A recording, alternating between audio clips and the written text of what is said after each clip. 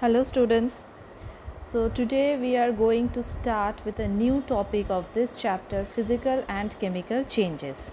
So what we are going to learn today we will be discussing basically about the chemical changes. So first of all we should know the definition and what are the characteristics of chemical changes. Then we will illustrate or describe a few examples that take place all around us every time about those changes, and then specifically I'll discuss about a type of chemical change that deals with the burning of magnesium ribbon. So let's start. So chemical change, what is a chemical change? In our previous class we have learned about a physical change. What is physical change? Physical change, it is a temporary change. Okay, so chemical change, it is just the opposite of physical change. What is chemical change? As you can see over here, those changes in which new substances are formed are called chemical changes, right? Now, the properties of the new substances formed in chemical changes are entirely different from those of the original substances. Now, during chemical change, a substance, it undergoes a change in its chemical composition, or you can say to the chemical properties. Now, chemical changes, they are also known as what? Known as chemical reactions, right? Now, the most important feature of this chemical change is that these are the changes where the particular type of matter, once it is changed, they are usually not be reversed to form the original substance. Okay, now what are the characteristics of this chemical change? Number one is one or more new substances are formed, right?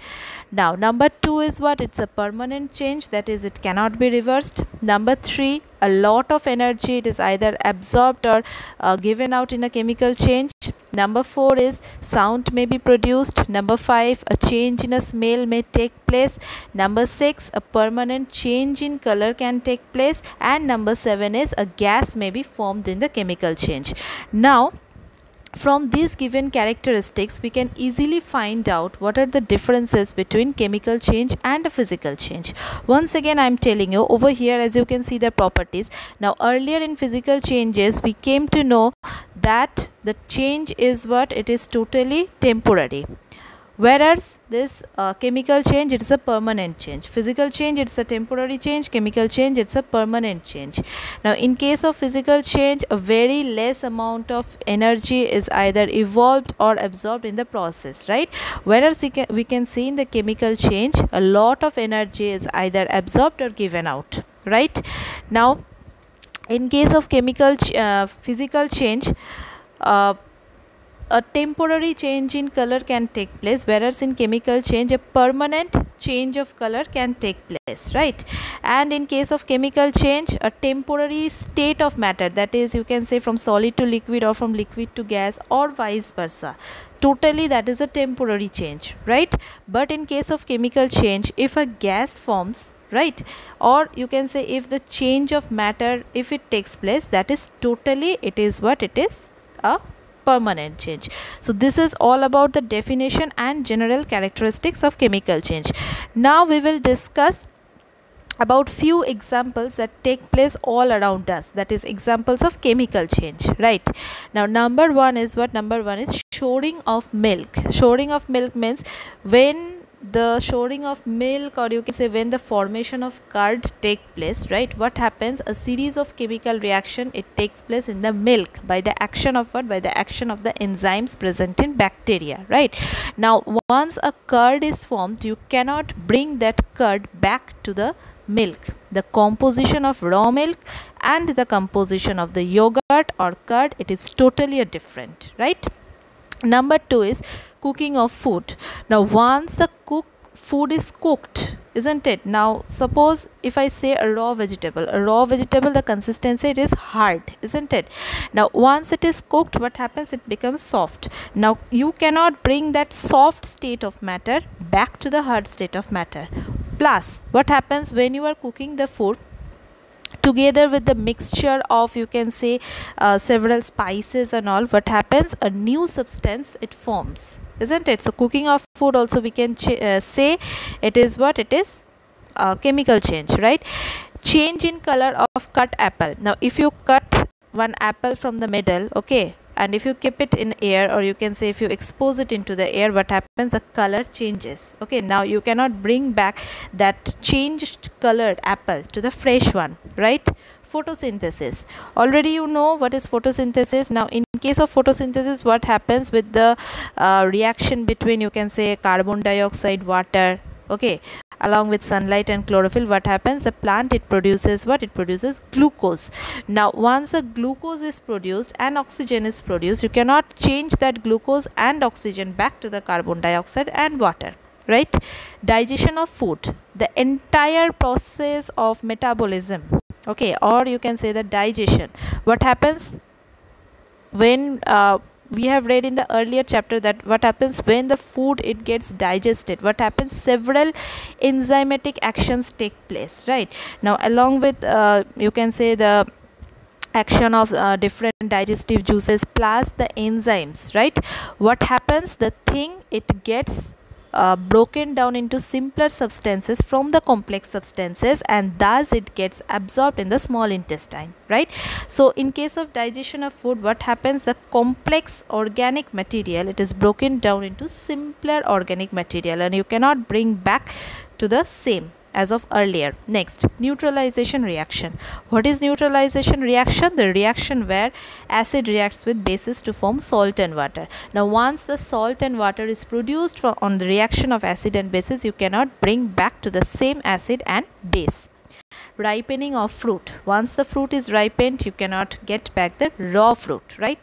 Burning of fuel. Burning of fuel, what happens? Burning not only fuel, but you can say burning of anything, okay, burning of paper, you can say burning of cloth, you can say burning of a fuel, you can say burning of incense stick. What happens? It produces two things. Number one is a kind of solid substance or ash, and number two is what? Number two is smoke, isn't it?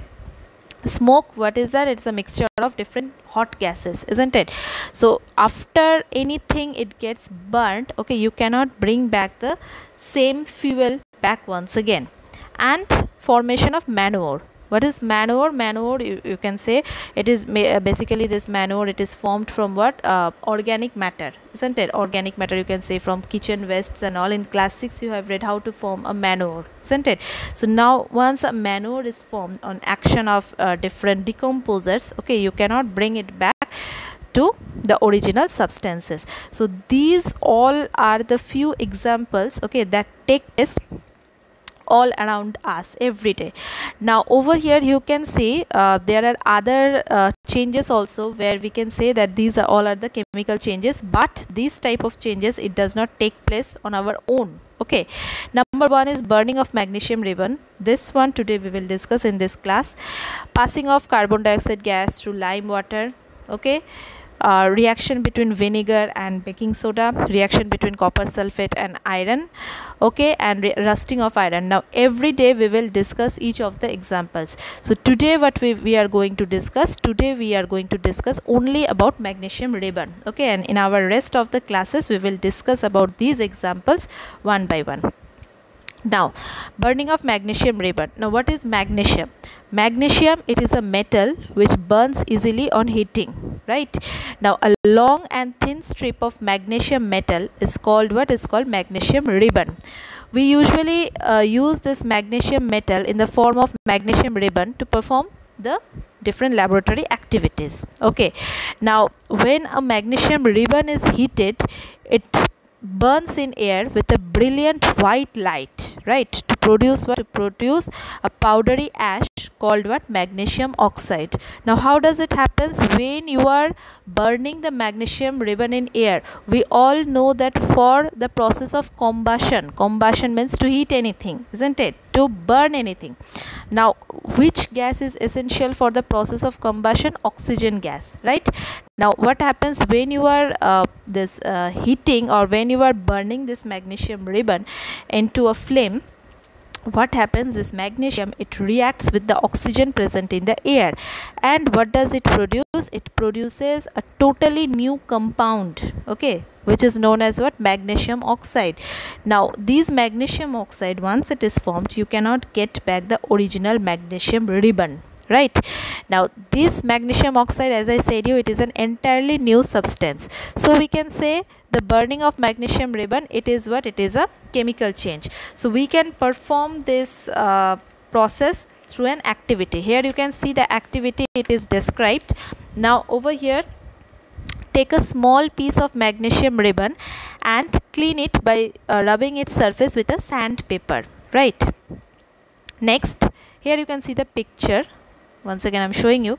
Here you can see you just take a small piece of magnesium ribbon, okay, and you just clean it by rubbing its surface with a sandpaper. Now you hold the magnesium ribbon at one end with a pair of tongs. Here you can see the red one, it is given over here. This is a pair of tongs, okay, and burn its other end over the flame of a burner, right? Now this magnesium ribbon, what happens, it starts burning with a dazzling white light, right? Now hold this burning magnesium ribbon over a watch glass. Okay, here you can see a china dish or watch glass is there. Why you are supposed to hold it? So that the powdery ash which is being formed by burning the magnesium, it is collected in the watch glass. Here you can see when you are burning this magnesium ribbon, the ash, it is being collected in this watch glass, right? Now what happens when the magnesium ribbon, it burns in air, then what happens, the magnesium metal, as I said you, it combines with the oxygen of air to form entirely a new substance called what? Magnesium oxide. That means this ash which is produced, okay, this is what? This is magnesium oxide. What is its molecular formula? MgO, right?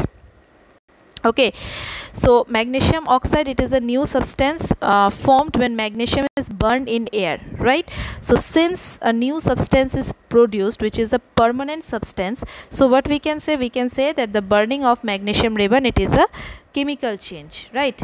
Now here you can see what? Here you can see the chemical reaction. Mg, it is a symbol of magnesium, right? It reacts with oxygen which is present in the air and it gives what? It gives magnesium oxide. Okay, here you can see the word equation is also given over here. Magnesium plus oxygen, it gives magnesium oxide, and later here you can see the chemical equation is given. Magnesium, when it combines with oxygen, it produces what? It produces magnesium oxide, right? Now one more thing I like to add over here, that is suppose, as I said you, that you have collected the ash in the watch glass, isn't it, or the china dish. Okay, now one more thing you can do, you just take a test tube. Okay, you can take a test tube and you take this magnesium oxide or this ash inside the hard glass test tube, and then you add some small amount of water into it. Okay, stir it properly and make a solution, right? So what happens when this magnesium oxide, it reacts with water? So when you are making it a solution, so obviously this magnesium oxide, it is reacting with what? It's reacting with water. Okay, and what it will produce? It will produce what? It will produce magnesium hydroxide. Okay, and we all know magnesium hydroxide, what is that? That is a base. Now when you are dissolving this magnesium oxide in water, again a new substance is being formed, that is magnesium hydroxide, and here also you cannot change the composition of magnesium hydroxide back to magnesium oxide. So these change also, what we can say? We can say that this is a type of chemical change, right? So today up to this. In our next class we will be discussing about the reaction between baking soda and vinegar. Thank you everyone.